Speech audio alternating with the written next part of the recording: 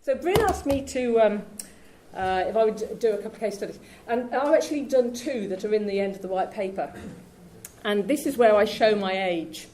So when I started working at Nottingham City Hospital, the reason I started working there was because they'd had an improvement notice from the Health and Safety Executive. The regulator was on their back. They were threatening to take the chief executive. At the time, the 2 hospitals were separate. And they were threatening to basically serve a prohibition notice on the chief executive officer, and we're then talking, going in front of criminal court and all getting a bit too hectic. So they rapidly employed an ergonomist and said, "Here, Sue, go and sort this out." It was a bit of a challenge. But one of the first projects I got involved with was a birthing pool. Now, okay, I have no children. I have never given birth. I have no direct knowledge of this at all. Baptism of fire. So, at City Hospital, they had a birthing pool. They had, I'll show you how old I am. The maternity unit had just been opened, so we are going back 20, I know, a long time. And they put in a birthing pool, which was a great thing. So only a very small percentage of deliveries actually happen in the pool, but quite a lot of women like to labour in the pool. And what the midwives were saying was, it is really hard working with this. And I have to say, when I walked into it and looked at it, I said, how does a 9-month pregnant woman get in and out of that? It looks quite hard to me. I said, it looks like a barrel. What do you do? And the midwife said, oh, and this is what we end up doing. We end up, we've got wearing dresses and we can't, and it just doesn't work. And we know we have to try and support women with their different birthing choices, and actually we want to do that. It's something we feel very strongly about. What they said to me was that if a woman was having problems in the pool and they needed to do something in a hurry, I said, how would you get them out? And they went, I think we just climb in. I went, a bit messy, are you sure? But that was their reaction, that they would do that because they were caring professionals. So we then started having a design project, and I got an undergraduate student from Nottingham-Trent at the time. I think for a 21-year-old male student entering into, you know where I'm going, don't you? He had to watch the videos, that's all I'm saying. Okay, but he took it very seriously and he was very professional, and I think he's gone on really well. He listened to the mothers, he looked at the videos, sorry, he didn't talk to the mothers, he watched the videos, he talked to the midwives, and he came up with a design which we then mocked up to in full scale, because that's very important in terms of looking at how people interact with it. And then we got the Active Birthing Centre involved. They clearly could see there might be money in this, and so we set up a contract, managed the IP, and they built us a pool. So we then had steps and a really nice handrail to help the mother get in and out. We have this horseshoe-shaped bit on the side. Now, that was so you could float the mother up on the edge and do a perineal examination without having to get out of the pool. But, actually, it's the exit route, because you can put a bed underneath that and just take someone back on their back. So we looked at using overhead tracking hoists. All take too long. The midwife would be in that pool. Doing this, the midwife said, no, actually, I can get them out quickly. I'm not going to climb in the water. Perfect. And also we had different positions in which the midwife could help the mother.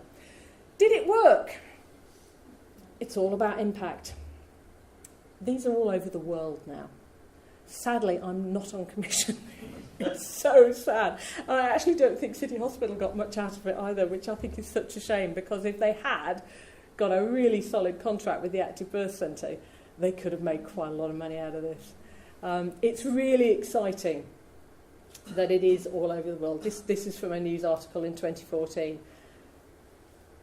People are using this. This is making a difference. It's only still a small percentage of people who would deliver in a pool, but it makes a difference. And this is all about designing inclusively for everybody who's using it. So that's one example. Another piece of work that I got heavily involved with was with the ambulance service here in the East Midlands.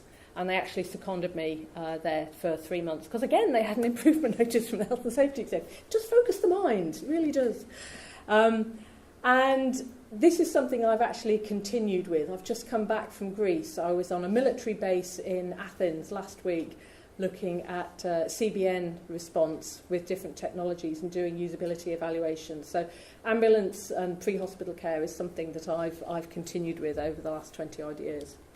But at this stage, when we went in to have a look at it, we got these lovely photos of people in very peculiar positions. And this was a state-of-the-art ambulance where the air suspension lowered the whole vehicle. It had an electric ramp that came out, and they were supposed to attach a winch which then pulled the stretcher in electronically. Guess what? They didn't attach the winch because they didn't have to. And if you give humans, me included, a shortcut, at some stage we will all take it. So if the design of the system is such that it is possible for the human to do it another way, at some point somebody will. We also looked at the layout inside the vehicle, and we looked at how much equipment they were carrying with them. It's quite impressive. They've got colour-coded boxes for breathing problems and heart problems. And what I think is particularly interesting is now we are back to saying we need advanced paramedic practitioners. I seem to have gone full cycle on this one over the last 15 years, where it is cheaper and better for the patient if you stay and treat rather than scoop and run. Yeah. So we did all of this work, we looked at what was needed, we looked at the work conditions and how you'd move your equipment around, and I suspect while the time targets are still in place for response, although it would be a lovely idea to have advanced paramedic practitioners who would do this, in reality we probably won't still see that. But we did detailed analyses of looking at how people use, and this for example, the design of the vehicle means that you do not put your seatbelt on. If you are trying to treat the patient, if you put your seatbelt on, your arms aren't long enough. So because you want to talk to and comfort patient during transit, they don't put the seatbelt on. And that is a simple design issue. We also looked in detail, and we built a full-size mock-up of an ambulance in my lab, it was great, to see whether there should be a door going into the driver's compartment or there should be a door at the side. And this is what the work looked like. And we can do this sort of analysis in pretty much any of your workplaces and then reflect back to you what you actually do. What this told us was they put an awful lot of their equipment on the floor because they didn't feel they had good quality lay-down space to have it at the working height that they would prefer to have it at. So they cope. They put it on the floor. And what we did was work with the Royal College of, the MPSA at the time, and the Royal College of Art to develop a standard emergency ambulance specification. We took it to the National Ambulance Fleet Strategy Group, so all the fleet managers throughout England, and the joy is they said, yes, we want to do this. They took on board 80% of the recommendations. They put them into a standardised ambulance specification. They then were able to issue that through the normal procurement routes, the official journal of the European Union at the time, and had companies tender for it. It was cheaper for the ambulance service, and it was better in terms of profit for the manufacturers because they weren't having to change their spec for each order that came in. They could have a bulk production line. And what they found was that they made savings of over 2.5 million through bulk production over 3 years.